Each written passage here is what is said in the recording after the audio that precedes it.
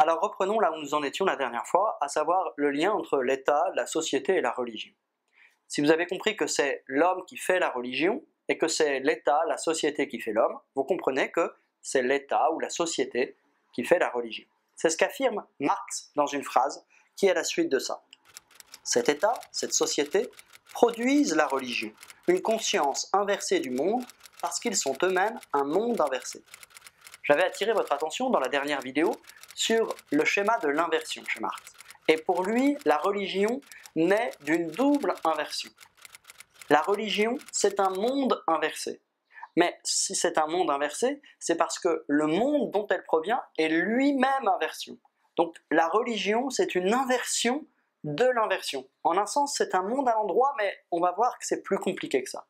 Alors, pourquoi d'abord le monde est inversé ?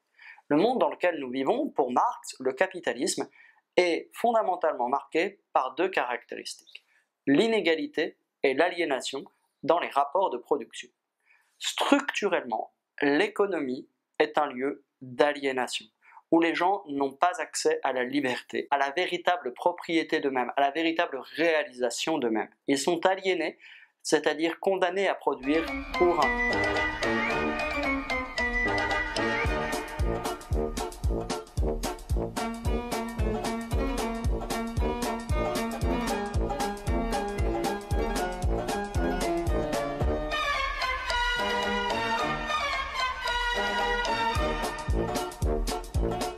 Deuxièmement, n'étant pas libre, il y a un rapport très inégalitaire, très injuste dans la distribution des biens, qui est fait au profit d'un tout petit nombre contre le grand nombre, qui est pourtant celui qui est le plus grand producteur de valeur.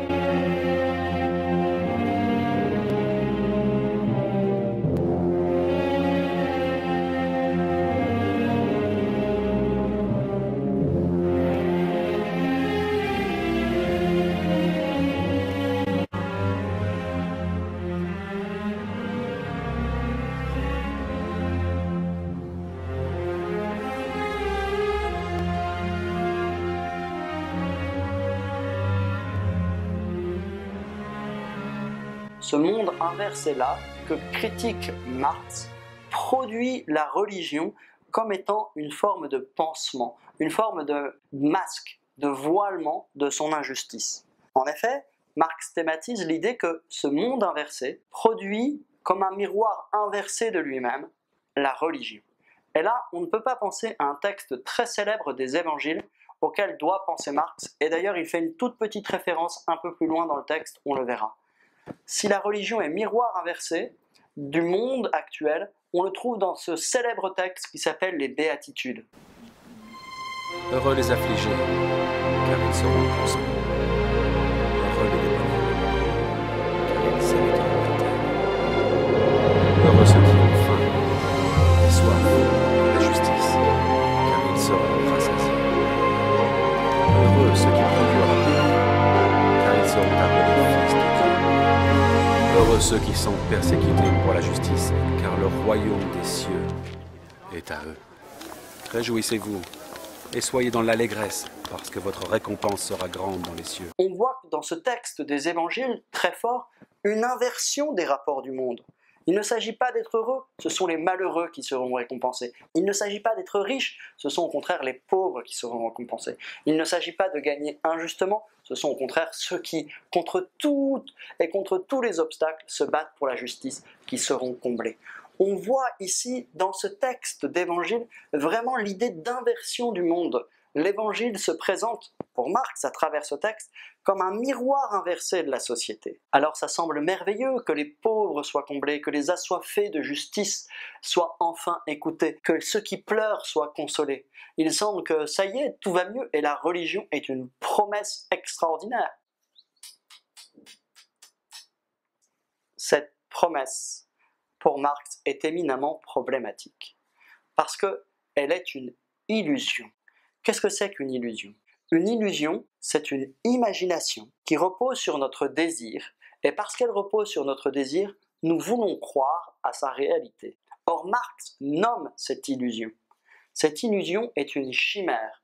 Vous savez, cette chimère, c'est cet animal de la Grèce antique, mythologique, qui a une tête de lion, un corps de chèvre, une queue de serpent. Eh bien, cet animal-là, il est juste dans notre esprit, il est imaginaire. Jamais la chimère n'existera en réalité.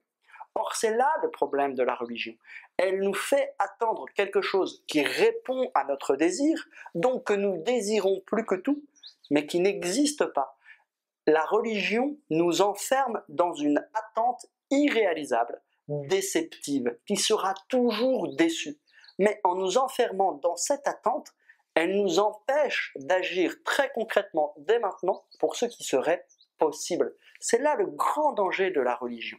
Elle nous enferme dans un idéal de l'homme qui n'est pas réalisable, qui est abstrait, qui n'est pas concret, qui n'est pas réaliste. Et c'est extrêmement problématique parce que c'est aliénant.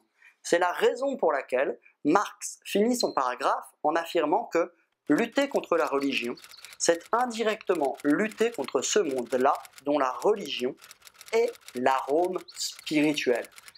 La religion, en nous faisant attendre dans certaines conditions qu'il faudra préciser par la suite, un monde idéal, chimérique, une illusion, nous empêche d'agir dans ce monde aujourd'hui. Elle est, comme le disait Feuerbach, une aliénation aux conditions concrètes d'existence actuelle, aux rapports de domination instaurés dans l'économie. Et c'est la raison pour laquelle, pour Marx, lutter contre la religion, c'est lutter contre l'injustice de ce monde. Parce qu'une fois que la religion sera supprimée, alors on pourra s'attaquer aux véritables injustices d'aujourd'hui. Pour mieux comprendre ce mécanisme, il faudra étudier précisément une citation de Marx qui est un tout petit peu plus loin dans le texte. La religion est l'opium du peuple, c'est pour la prochaine fois.